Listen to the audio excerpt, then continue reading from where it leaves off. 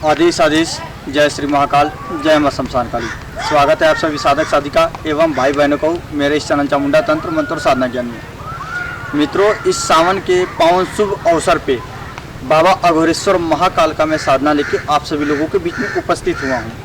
ये जो हम साधना देने जा रहे हैं ये बहुत ही प्रचंड, इसको 3 तरीके से किया जाता है। 3 गुणों में इसका साधना किया जाता है। एक सतोगुण, एक रजोगुण और एक तमोगुण। तामसिक रूप से जो सात्विक और राजसिक है इसको आप घर में कर सकते हैं, लेकिन जो तामसिक है वो उग्र है, उसको शमशान में ही इस साधना को करना होता है। ठीक है, तो पहले हम सात्विक रूप से घर में इस साधना को कैसे किया जाए, अघोरेश्वर बाबा महाकाल की साधना, इनका कृपा कैसे प्राप्त किया जाता है। सावन महीना बाबा महाकाल, अघोरेश्वर महाकाल के लिए, अघोरेश्वर महादेव जी के लिए, देवादिदेव महादेव जी के लिए अति शुभ माना जाता है। तो इस साधना को अगर जो साधक, जो व्यक्ति इस सावन महीने में करते हैं, ठीक है, उनके ऊपर बाबा महाकाल की, अघोरेश्वर महादेव जी की 100% कृपा प्राप्त होता ही होता है। और बड़े से बड़े शत्रु का नाश होता है, बड़े से बड़े समस्याओं का हल निकलता है। ठीक है, बड़ा से बड़ा मतलब कोई भी तंत्र किया कराया, जादू टोना जो कुछ भी हो वो कट जाता है। यहाँ तक कि मारण वगैरह भी आपके ऊपर चलाया गया हो वो भी काटन हो जाता है। आपके घर में कोई नकारात्मक शक्ति का वास है वो भी खत्म हो जाता है। घर में लक्ष्मी का आगमन होता है। और कोई संकल्प लेके सिद्धि साधना के लिए करना है तो इनके माध्यम से आप सटकर्म तंत्र की सभी कार्यों को आप कर सकते हैं। इस साधना के बल पे आप दरबार तक चला सकते हैं, दुखियों का दुख हर सकते हैं, जन कल्याण कर सकते हैं, माता बहनों और गांव समाज का जन कल्याण कर सकते हैं। ठीक है, तो इस साधना को करना कैसे, घर में पहले बताते हैं सात्विक रूप से किस तरीके से करना है। इस साधना को किसी भी सोमवार के दिन से, किसी भी शुभ सोमवार के दिन से आपको स्टार्ट करना है। और सबसे पहले आपको एक एकांत कक्ष, एक एकांत कमरा, जिसमें जब तक आपका साधना चले दूसरा कोई प्रवेश उस कक्ष में ना करे, वैसा कोई एक कमरा, एक रूम को चयन करना है। उसके बाद में आपको क्या करना है, एक बाजोटा लगाना है। बाजोटा लगा के उसके ऊपर काले वस्त्र का, बाजोटा के ऊपर काला वस्त्र बिछाना है। और साधना में इस चीज़ का आप जरूर ख्याल रखें, जरूर ध्यान रखें कि साधना में जिस कक्ष में आप कर रहे हैं उस कक्ष का साफ सफाई आप अवश्य ही कर लें। ठीक है, गंगा जल साफ सफाई करके गंगा जल का छिड़काव कर दे, गौमूत्र का छिड़काव कर दे। ठीक है, और थोड़ा सा गूगल या फिर लोबान का धोनी वगैरह जला दे रूम में, ताकि वातावरण वगैरह शुद्ध हो जाएगा। शुद्ध होने के बाद में आपको क्या करना है, बाजोटा लगाना है। और ये जो साधना होगा दक्षिण मुखी होके होगा। इसमें आपका वस्त्र जो रहेगा काला वस्त्र धारण करेंगे आप, आसन जो रहेगा काला रहेगा, बाजोटा लगाएंगे, बाजोटा लगा के बाजोटा के ऊपर काला वस्त्र बिछाएंगे। काला वस्त्र बिछा के या तो आपके पास में नर्मदेश्वर शिवलिंग है या फिर स्फटिक के शिवलिंग है, उनको स्थापित करें एक तांबे के प्लेट में। या फिर देवादिदेव महादेव जी का क्या करें, थोड़ा सा चावल ले ले और हल्दी का पाउडर उसमें थोड़ा सा जल रख के घोल के पीला कर ले चावल को। और बाजोटा के इर्द गिर्द उसको क्या करें कि एक चौका लगा दे, घेरा लगा दें। ठीक है, घेरा लगा के बीचों बीच देवादिदेव महादेव जी का, अघोरेश्वर महाकाल जी का चित्र रखें। रखने के बाद में आपको क्या करना है कि बाबा के सामने थोड़ा सा गेहूँ रखना है। बाबा के चित्र के सामने थोड़ा सा गेहूँ रखना है। गेहूँ रख के उसके ऊपर आपको सरसों तेल का दीपक प्रज्वलित करना है। और उसके बाद में धूप बत्ती प्रज्वलित करना है। उसके बाद में आपको क्या करना है, बाबा को पंचामृत से पहले गंगा जल से शुद्धिकरण कर लें, अपना भी शुद्धिकरण कर लें, आसन का भी शुद्धिकरण कर लें। मंत्र जल ले हाथ में या फिर आचमनी में जल लें और मंत्र पढ़ें, ओम गंगे च यमुने चैव गोदावरी च सरस्वती नर्मदे सिंधु कावेरी जले अस्मिन् सन्निधं कुरुः। ठीक है, मंत्र एक बार और सुने, ओम गंगे च यमुने चैव गोदावरी च सरस्वती नर्मदे सिंधु कावेरी जले अस्मिन् सन्निधं कुरुः। इस मंत्र को पढ़ते हुए जल का छिड़काव कर दे, बाजोटा के ऊपर अपने ऊपर छिड़काव कर ले।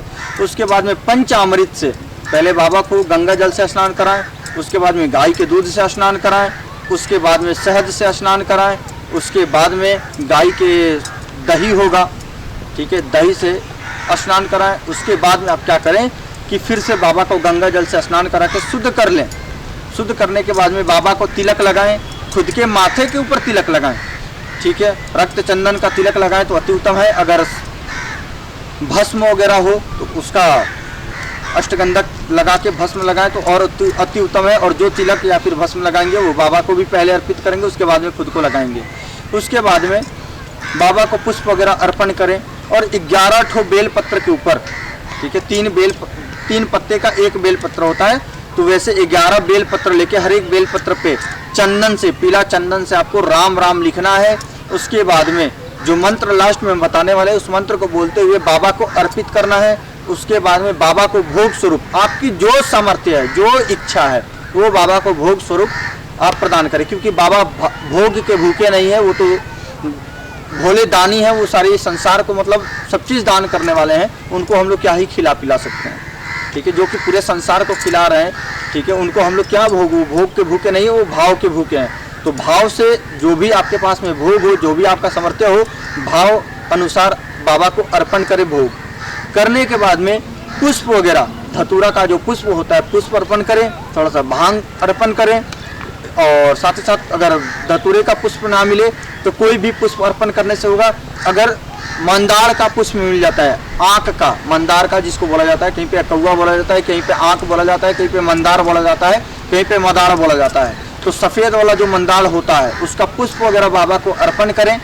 अर्पण करने के बाद में बाबा को भोग स्वरूप अपने सामर्थ्य अनुसार सब चीज़ लगा दें, ठीक है, फल फूल भी लगा सकते हैं, मिठाई वगैरह भी लगा सकते हैं।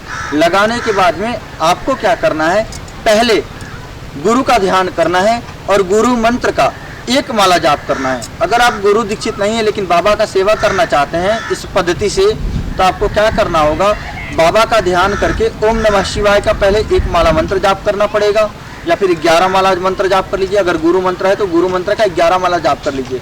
गुरु मंत्र का जाप करने के बाद में गणेश मंत्र का, ठीक है, गणपति मंत्र का एक माला जाप कर लें। जाप करने के बाद में माता आदिशक्ति जगत जननी का आप मंत्र का जाप कर ले, कोई भी मंत्र, ठीक है। अगर नवार्ण मंत्र है तो नवार्ण मंत्र जाप कर लें, ना हो तो ओम ह्रीम दुम दुर्गायै नमः इस मंत्र का जाप कर ले। ओम ह्रीम दुम दुर्गायै नमः इस मंत्र का जाप करने के बाद में, ठीक है, इस मंत्र का जाप करने के बाद में आपको क्या करना है, जो हम मंत्र देने जा रहे हैं अघोरेश्वर बाबा महाकाल का, उस मंत्र को जाप करना है, ठीक है। अघोर मंत्र है शिव जी का, मंत्र को ध्यान से सुनिए। मंत्र है ओम अघोरेभ्यो अथ घोरेभ्यो घोर घोर तरेभ्यः सर्वेभ्यः सर्व सर्वेभ्यो नमस्ते अस्तु रुद्र रूपेभ्यः। ये मंत्र आपको गूगल पे भी मिल जाएगा अगर सर्च करेंगे, लेकिन विधि विधान जो हम बताए हैं वो नहीं मिलेगा आपको। शिव अघोर मंत्र सर्च करेंगे मिल जाएगा। मंत्र को एक बार और सुन लीजिए। ओम अघोरेभ्यो अथ घोरेभ्यो घोर घोर तरेभ्यः सर्वेभ्यः सर्व सर्वेभ्यो नमस्ते अस्तु रुद्र रूपेभ्यः। इस मंत्र को कम से कम आपको इस साधना को विशेष करके रात्रि में करना है। ध्यान रहे, इस साधना को रात्रि में करना है या फिर ब्रह्म बेला में। सबसे बढ़िया रात्रि 10 बजे के बाद को इस साधना को करते हैं तो बहुत ही सटीक और सुंदर लाभ देखने को आपको मिलेगा। माला आपका रुद्राक्ष का रहेगा, आसन भी काला रहेगा, वस्त्र भी काला रहेगा, और जब तक इस साधना चलेगा, ठीक है, 21 दिन का संकल्प ले लें या फिर 31 दिन का संकल्प ले लें, बाबा का बहुत ही प्रचंड अनुभव होगा, ठीक है। आपको सिद्धि और कृपा भी प्राप्त होगी, ठीक है। बाबा से आपको सिद्धि भी प्राप्त होगी, बाबा को दूत भी प्राप्त होंगे आपको, और आपके ऊपर बाबा का कृपा भी प्राप्त होगा, ठीक है। जो मनोकामना को लेके इस साधना को कर रहे हैं वो मनोकामना बाबा आपका पूर्ण करेंगे, ठीक है। और कम से कम जो मंत्र हम दिए हैं उस मंत्र का 21 माला रुद्राक्ष की माला से आपको जाप करना पड़ेगा, ठीक है। 21 माला जाप करने के बाद में बाबा को आप क्या करें, एक नींबू का भोग दे दें, ठीक है, एक जायफल का भोग दे दें, और कपूर के ऊपर 2 लौंग रख के जला दें मंत्र को पढ़ते हुए, और बाबा से प्रार्थना कर लें कि हे बाबा महाकाल, हे अघोरेश्वर महाकाल, हे देवादिदेव महादेव, हमारे पास में यही सामर्थ्य है, इस भोग को स्वीकार करिए और मेरे को अब अपना कृपा आशीर्वाद और सिद्धि प्रदान करें। इतना प्रार्थना करने के बाद में माथा टेक लेना है बाबा के पास में, आशीर्वाद ले लेना है और क्षमा प्रार्थना मांग लेना है। बाबा, हम आपके बालक हैं, हम आपके बच्चे हैं, जाने अनजाने में साधना में कोई त्रुटि हो गई हो तो हमें क्षमा करें, ठीक है। इतना आशीर्वाद लेके क्षमा प्राप्ति करके वहाँ से उड़ जाना है, और डेली यही प्रोसेस आपको करना पड़ेगा। और हाँ, एक बात हम भूल रहे थे, बाबा महाकाल के नाम से, ठीक है, एक काले कपड़े में आपको क्या करना है, पानी वाला नारियल जो होता है उसको लपेट के कुछ दक्षिणा वगैरह के साथ में बाबा का चित्र के बाजू में रख देना है, ठीक है। इस साधना को आप सभी लोग करें, ठीक है। और जब तक साधना चलेगा तब तक वो नारियल वहीं पे रहेगा, दीपक वहीं रहेगा, फोटो वहीं पे रहेगा, या फिर शिवलिंग के ऊपर कर रहे हैं तो यही विधि विधान रहेगा। अब आते हैं तामसिक रूप में कैसे इसको करना है।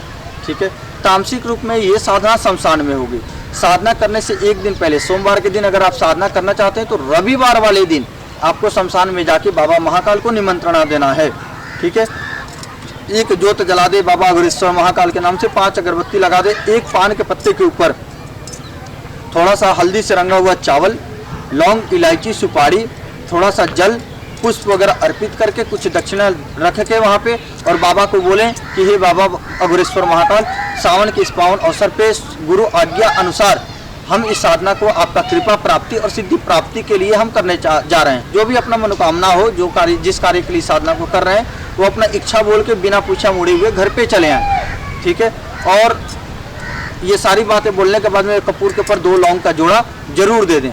1 लौंग का जोड़ा, 2 लौंग का जोड़ा बोल दिया हम, 1 लौंग का जोड़ा भोग स्वरूप दे के बिना पीछे मुड़े हुए घर पे चले आए। घर पे आने के बाद में आपको क्या करना है, जो जो मैंने सात्विक रूप में साधना बताया है वही सामग्री आपको लेके जाना है शमशान में। बस आपको शिवलिंग नहीं चाहिए, चित्र वगैरह नहीं चाहिए। आपको क्या करना होगा कि 5 चीता के भस्म से, ठीक है, और शमशान की मिट्टी को मिक्स करके आपको क्या करना है, एक शिवलिंग शमशान में ही तैयार करना है। ठीक है, शमशान की मिट्टी से और 5 चिताओं के भस्म से आपको क्या करना है कि एक शिवलिंग का निर्माण करना है। शिवलिंग का निर्माण करने के बाद में, ठीक है, वहाँ पे दक्षिण मुखी होकर बैठें, वस्त्र आपका काला रहेगा, आसन भी आपके काले रहेंगे। ठीक है, वहाँ पे जो शिवलिंग आप निर्माण किए हैं, पहले वैसे ही आप शिवलिंग के सामने गेहूँ रख के आप उसके ऊपर दीपक प्रज्वलित करें, लेकिन यहाँ में शमशानी क्रिया में चौमुखा दीपक प्रज्वलित होगा। धूप बत्ती प्रज्वलित करें। उसके बाद में बाबा को भोग स्वरूप आप तामसिक भोग भी दे सकते हैं, लेकिन संभवतः कोशिश करें सावन के महीने में सात्विक ही भोग दे बाबा महाकाल को। सात्विक भोग में आपको क्या क्या देना पड़ेगा वो ध्यान से सुन लीजिए। सात्विक भोग में फल फूल वगैरह दे सकते हैं, 5 प्रकार या फिर 7 प्रकार का मिठाई वगैरह भोग में दे सकते हैं। सभी भोग लगाने के बाद में बाबा का उसी तरीके से, जो सात्विक तरीके से पंचामृत से स्नान कराया गया है, स्नान कराएं। उसके बाद में बाबा के शिवलिंग के ऊपर तिलक लगाएं, खुद के माथे के ऊपर तिलक लगाएं, और बैठ के जिस विधि पूर्वक मैंने बताया है, गुरु मंत्र या फिर ओम नमः शिवाय का मंत्र का 11 माला जाप करें। उसके बाद में गणपति मंत्र का 1 माला जाप करें। उसके बाद में 21 माला रुद्राक्ष के माला से अघोर मंत्र का आप जाप करें।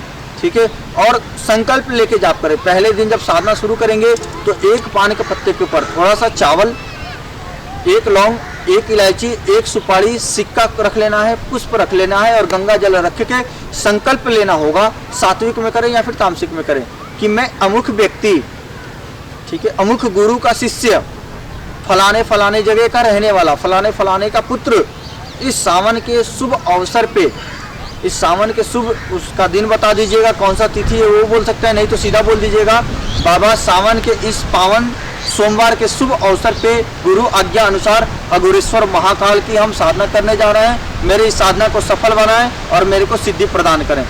इतना बोलने के बाद में तभी आप साधना और मंत्र जाप वगैरह विधि पूर्वक स्टार्ट करें। ठीक है, और एक बात और बता दें कि शमशान में अगर तामसिक रूप से अगर आप साधना कर रहे हैं तो वहाँ पे शरीर बंधन मंत्र, आसन किलन और घेरा मंत्र लगा के बैठें। ठीक है, क्योंकि बहुत ही सभी शमशान की शक्तियाँ जाग जाती है, यहाँ तक कि शमशान तक पूरा उठ जाता है, जग जाता है। ठीक है, और अथाह शक्तियों के आप मालिक बन जाएंगे इस साधना से।